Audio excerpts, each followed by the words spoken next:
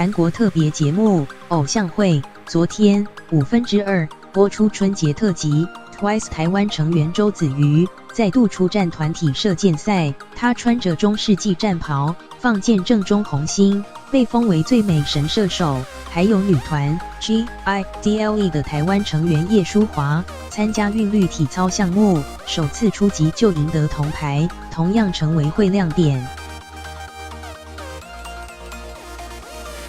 右手拉弓，闭上一只眼，放箭。周子瑜抬头看计分板，发现获得高分，微微笑呆萌样，融化粉丝心。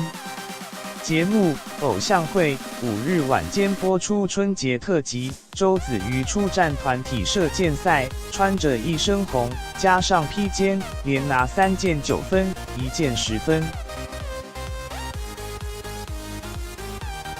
事实上，子瑜就是因为2016年参加射箭比赛，拨起头发的一瞬间爆红，也被制成动画疯传，还红到好莱坞，被封为最美神射手。今年春节特辑，台湾女孩成焦点，